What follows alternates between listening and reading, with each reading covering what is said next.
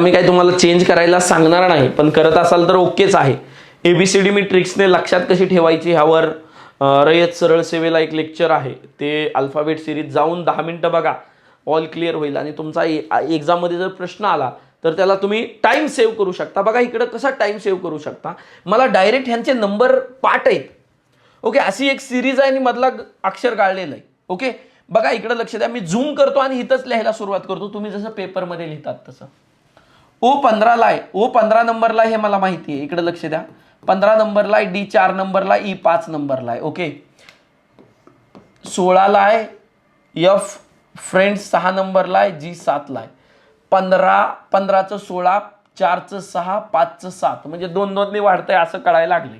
ही एकनी वाढतंय. Okay okay, PQ 17, okay हे 8 आणि हे 9, 100% गॅरंटी झाली. 15 नंतर हे 16 झालं, 16 नंतर हे 17 झालं.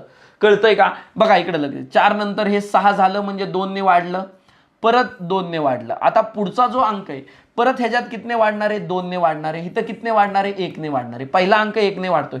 17 नंतर 18 येणार आहे, 8 नंतर 10 येणार आहे, 9 नंतर 11 येणार आहे. गॉट इट का?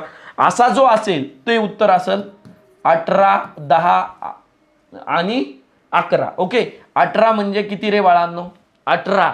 ऐ ऐ ऐ 18 18 18 18 नंबरला काय असतो? आर. काय असतो? आर 18.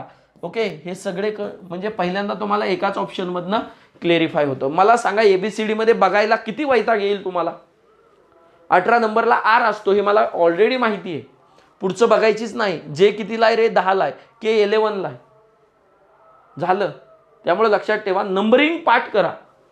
त्यामुळे तुम्हाला इथं टाइम 10 ते 20 सेकंद वाचू शकतो, जो की तुम्ही पुढच्या प्रश्नाला देऊ शकता. Okay, thank you so much. जर टाइम सेव्हिंग ही सिरीज 2 मिनिटाची आवडत असेल तर नक्की सबस्क्राईब करा, नक्की मित्रांपर्यंत पोहोचवा. Thank you so much.